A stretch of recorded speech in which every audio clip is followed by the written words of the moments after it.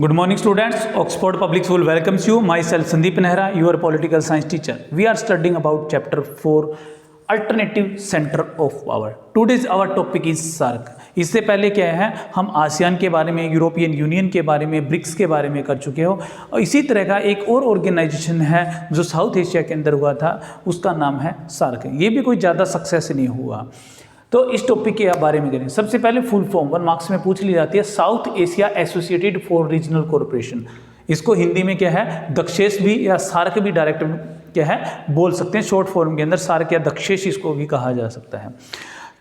नाम से ही पता चल रहा है कि साउथ एशिया यानी जो एशिया का साउथ पार्ट है, उसके अंदर आपस में कोऑपरेट करने के लिए, एक दूसरे का सहयोग करने के लिए क्या है, ये ऑर्गेनाइजेशन बनाया गया था, इस संगठन का निर्माण किया गया था। तो इसके जो मेंबर हैं एट प्रेजेंट की 8 मेंबर है, India and it's neighbours country, जैसे कि इंडिया है, पाकिस्तान है, श्रीलंका है, नेपाल, भूटान, मालदीव, बांग्लादेश और अफगानिस्तान। स्टार्टिंग में इसमें क्या है 7 मेंबर इसके थे। अफगानिस्तान को बाद में इसके अंदर इन्वॉल्व किया गया है यानी बनाया गया। अब इसकी थोड़ी सी हम हिस्ट्री जान लेते हैं कि किस तरह से क्या है SAARC बनाया गया था। अब ये कंट्री आप देख सकते हो, इसमें से कोई ज़्यादा डेवलपमेंट कंट्री नहीं है। इनमें से मैक्सिमम इंडियन सब कॉन्टिनेंट्स के हैं जो इंडिया का कभी पार्ट रहे हैं। इंडिया से ही पाकिस्तान निकला है, इंडिया से बांग्लादेश निकला है, अफगानिस्तान को बाद में इन्वॉल्व किया गया है। नेपाल, भूटान और मालदीव मेरे हिसाब से कोई ज़्यादा पावरफुल कंट्री नहीं है, बिल्कुल छोटे छोटे स्मॉल कंट्री हैं जिनका वर्ल्ड के मैप में या वर्ल्ड पॉलिटिक्स में कोई ज़्यादा रोल नहीं है। तो अगर हम बात करें बाकी सभी कंट्री की, तो यहाँ सिर्फ इंडिया और पाकिस्तान 2 ही कंट्री ऐसे हैं जिनका मेन रोल प्ले है वर्ल्ड की पॉलिटिक्स के अंदर।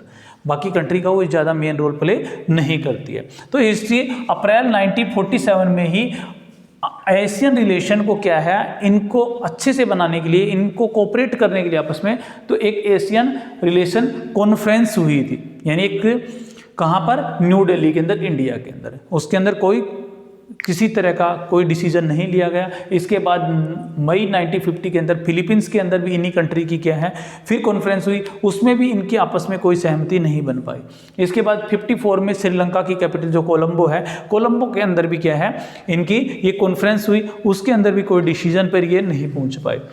1970 में 7 कंट्री इनमें से क्या हो गए, एग्री हो गए। यानी अफगानिस्तान को छोड़ करके सभी कंट्री इसके लिए एग्री हो गए और वो इसको फॉर्मेट करने की बात करने लगे कि बनाया जाएगा। लेकिन बनाया नहीं गया। 1979 में अफगानिस्तान एग्रीड हो जाता है, लेकिन उस टाइम USSR का क्या स्टार्ट हो जाता है, अफगानिस्तान के ऊपर इन्वेंशन स्टार्ट हो जाता है। आपने पढ़ा होगा चैप्टर नंबर 3 के अंदर, मिडल ईस्ट क्राइसिस के अंदर, तो वो 1979 के अंदर स्टार्ट हो जाता है। इसलिए SAARC के जो मेंबर हैं वो अफगानिस्तान को मेंबरशिप नहीं देते हैं, इसलिए वहाँ मेंबरशिप नहीं बन पाती। क्यों? क्योंकि रीजन देखिए, क्योंकि इंडिया USSR के फेवर में था, पाकिस्तान USA के फेवर में उस टाइम ज़्यादा था।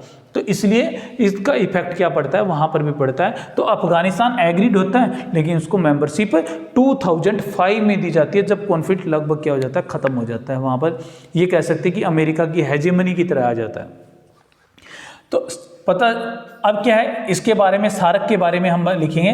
तो SAARC क्या है, इसकी जो फर्स्ट मीटिंग हुई है, इस्टेब्लिश डे भी वही माना जाएगा, यानी दिसंबर 1985। तो ये 7 और 8 दिसंबर 2 दिन मीटिंग चली थी 1985। तो 7 दिसंबर इसका एस्टेब्लिश डे है। तो इसकी फर्स्ट समिट हुई थी बांग्लादेश की जो कैपिटल है ढाका के अंदर। हुसैन इरशाद जो थे उस समय वहाँ के प्रेसिडेंट थे और उन्होंने क्या है इसको होस्ट किया था।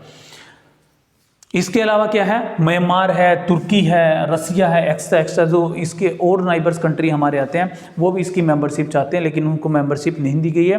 और आज अगर एट प्रेजेंट की बात करें तो ये भी नहीं चाहते, क्योंकि SAARC की आज कोई वैल्यू है भी नहीं। इसके ज़्यादातर कंट्री आपस में ही लड़ते रहते हैं। इसके बारे में एक पिक्चर बेस्ड मैप भी आएगा, जिसमें मेनली इंडिया और पाकिस्तान के बारे में बताया गया है, जो दोनों में बिल्कुल एक दूसरे के अपोजिट है।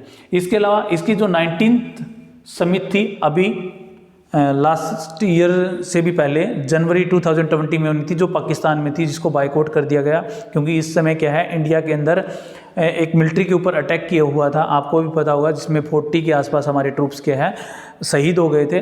तो इस वजह से इसको बायकॉट कर दिया गया था, किसके द्वारा, इंडिया के द्वारा। जब इंडिया ने बायकॉट किया तो अफगानिस्तान इंडिया के साथ है, अफगानिस्तान ने और श्रीलंका ने भी इसको बायकॉट कर दिया, इसलिए इसको 19 समिट को कैंसल्ड कर दिया गया, यानी ये कैंसिल हो जाती है, नहीं हो पाती। 20 जो है अभी हाल ही में जनवरी के आसपास श्रीलंका के अंदर हुई है, जो 2037 की हुई है। अब बारी आती है इसके सेक्रेटेरिएट की बनाने की। तो सेक्रेटेरिएट इसका जो बनाया गया है वो कहाँ पर है? काठमांडू, नेपाल के अंदर। नेपाल भी इसका एक मेंबर है, तो नेपाल के काठमांडू में इसका सेक्रेटेरिएट बनाया गया है। उस सेक्रेटेरिएट के अंदर वर्कर्स वगैरह जो इसके काम करते हैं। और कब इस्टेब्लिश किया गया था इसको? 16 जनवरी 1987 के अंदर। अब बात करते हैं रोल प्ले वर्ल्ड पॉलिटिक्स के अंदर। इसका ऑब्जेक्टिव आप लिख सकते हो सेम, आपस में कोऑपरेशन करने के लिए, इकोनॉमिक डेवलपमेंट करने के लिए अगर पूछ भी जाते हैं, कल्चरल डेवलपमेंट के लिए, ट्रेड के डेवलपमेंट के लिए, एग्रीकल्चर के डेवलपमेंट के लिए, आपस में एक दूसरे के पीसफुल इन्वायरमेंट बनाने के लिए। तो ये सारे ऑब्जेक्टिव सेम ही होते हैं सभी के। अगला है role play in world politics. World की पॉलिटिक्स में इसका क्या रोल है? ये जो कंट्री हैं इनके पास 8 के 8 कंट्री के पास ओनली 3% लैंड एरिया है।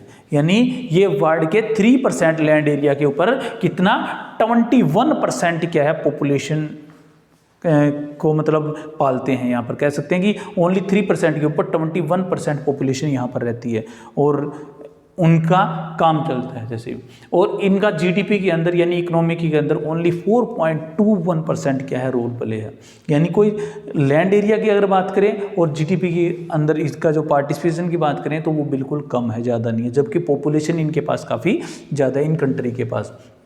ये इनका रोल है। तो वर्ल्ड में क्या है, ये जो कंट्री हैं ऐसे कंट्री हैं जो दूसरे कंट्रीज के लिए, जो मेनली वेस्टर्न कंट्री या डेवलप कंट्री है, उनके लिए एक तरह का अपना जो मटेरियल है, अपनी जो रिसोर्सेज है उसको बेचने के लिए मंडी बन सकती है। क्योंकि इनके पास पॉपुलेशन बहुत ज़्यादा और रिसोर्सेज इनके पास काफ़ी कम है। आप देखते हो कि वर्ल्ड के दूसरे कंट्री से यहाँ पर एक्सपोर्ट ज़्यादा किया जाता है, तो वो दूसरे कंट्री अपना मटेरियल बेचते हैं। जैसे इंडिया के अंदर चाइना से ज़्यादा आता है, यूएसए से, रसिया से, इस तरह से ट्रेड किया जाता है। इन कंट्री ने आपस में सक्सेस करने के लिए एक साफ्टा भी बनाया। 1 मार्क्स में फुल फॉर्म काफ़ी बार पूछी गई है।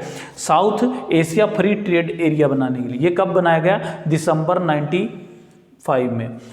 इसको ऊपर डिस्कशन स्टार्ट हो गई थी, सिर्फ डिस्कशन हुई है लेकिन इसको साइन किया गया जिसके ऊपर सबकी सहमति, सब एग्री हुए हैं। वो 6 जैन यानी इम्प्लीमेंट हुआ है 6 जैन 2004 को। तो आपसे अगर डेट पूछ ली जाए तो ये डिसीजन है, साइन की डेट ही लिखनी होती है डायरेक्ट अगर पूछा जाए 1 मार्क्स के अंदर। तो 6 जैन 2004 के अंदर क्या है, ये इस्टेब्लिश हुआ साउथ ईस्ट फ्री ट्रेड। नाम से ही पता चलता है, यानी ये ट्रेड के ऊपर एक दूसरे के ऊपर किसी तरह की कस्टम ड्यूटी का चार्ज नहीं लगाएंगे। लेकिन ये भी ज़्यादा सक्सेस नहीं है। जैसे इंडिया गया पाकिस्तान वाले मटेरियल पे लगाता, अगर कुछ वहाँ से आता है तो कस्टम ड्यूटी लगती है कुछ हद तक। इसके अलावा 92 में वीज़ा एक्सपेंशन स्कीम भी स्टार्ट की गई कि इन कंट्री में आपस में जाने के लिए वीज़ा नहीं लगेगा। लेकिन वो भी सभी कंट्री में सक्सेस नहीं हुआ। इंडिया का सिर्फ नेपाल के अंदर, भूटान के अंदर, इन कंट्री में जाने के लिए, मालदीव के, इनमें जाने के लिए वीज़ा नहीं लगता। जबकि दूसरे कंट्री जैसे पाकिस्तान, अफगानिस्तान, वहाँ जाने के लिए वीज़ा लगता है। ये था इसका रोल प्ले। अब आता है कॉन्फ्लिक्ट की बात है। यहाँ पर विवाद, यह तो विवादों से भरा हुआ ही है। अगर हम कहें कि सार्क के मेंबर हैं तो सभी के सभी आपस में एक दूसरे को कॉन्फ्लिक्ट है। इंडिया वर्सेस पाकिस्तान, आपकी एनसीईआरटी की बुक में मतलब इनका आपस में रिलेशन दे रखे होंगे, लेकिन वो सभी रिलेशंस क्या डिलीट हो चुके हैं। इंडिया के पाकिस्तान के साथ रिलेशन, श्रीलंका के साथ रिलेशन, वो कोई रिलेशन आपके इस बार सिलेबस में नहीं है। तो आपको यहाँ सिर्फ एक एक लाइन में बताना है, इंडिया वर्सेस पाकिस्तान और इंडिया दोनों के आपस में रिलेशन अच्छे नहीं है। सबसे बड़ा इशू रिवर्स को लेकर के है, वाटर को लेकर के भी चला है। इसके अलावा बाउंड्री इश्यूज काफ़ी लंबे समय से चला रहा है। जम्मू कश्मीर इश्यूज भी काफ़ी लंबे समय से चला रहा है। तो ये 2-3 इशू काफ़ी मेजर इश्यूज हैं। जम्मू कश्मीर का है, बाउंड्री इश्यूज है या वाटर का इश्यूज है। इसके अलावा पाकिस्तान और अफगानिस्तान के बीच में भी है, क्योंकि आजकल क्या अफगानिस्तान से जो अलकायदा वगैरह है ये ट्रेंड होने के लिए पाकिस्तान में आते हैं और वहाँ की गवर्नमेंट इसको सपोर्ट नहीं करती।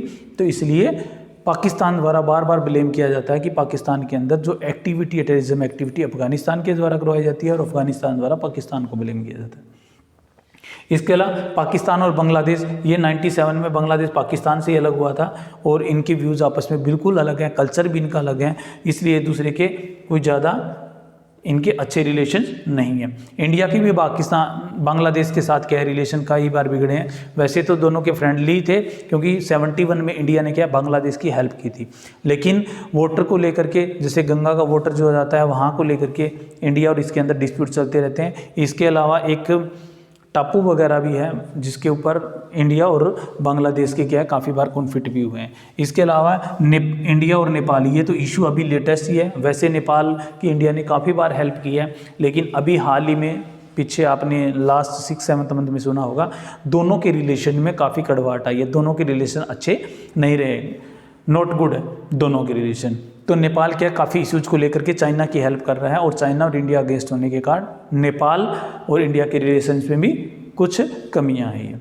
इसके अलावा इंडिया और श्रीलंका के रिलेशंस काफ़ी अच्छे थे, लेकिन लिट्टे के द्वारा क्या है, जो कॉन्फ्लिक्ट हुआ यहाँ पर किसको, रिफ्यूजीज़ को लेकर के, बांग्लादेश के साथ भी हुआ था 71 में, रिफ्यूजीज़ को लेकर के वहाँ पर तमिल जो हैं उनको सिंहलियों के द्वारा कोई ज़्यादा इंपॉर्टेंस नहीं दी जाती, और वो तमिल जो है कभी पुराने टाइम में इंडिया से गए हुए हैं, और जिनके रिलेटिव वगैरह इंडिया के कर्नाटका, तमिलनाडु इन स्टेट में रहते हैं, तो अगर उनके ऊपर किसी तरह की जाति वगैरह तमिल्स के ऊपर की जाती है तो वो क्या माना जाता है, इंडिया की गवर्नमेंट के ऊपर भी तमिलनाडु और कर्नाटका इनके द्वारा प्रेशराइज किया जाता है, जिसके कारण दोनों के रिलेशन पे काफ़ी असर होता है। इसके अलावा लिट्टे एक टेररिज्म ऑर्गेनाइजेशन घोषित किया गया है श्रीलंका के द्वारा, और ये इंडिया तमिलियों से ही बना है, तो ये इंडिया और श्रीलंका के रिलेशंस को भी ख़राब करने का रीज़न माना जाता है। तो इस तरह से इनके बीच में काफ़ी सारे कॉन्फ्लिक्ट है जिनके कारण सक्सेस नहीं हो पाए। बाकी कंट्री को छोड़े तो सिर्फ इंडिया और पाकिस्तान की बात करें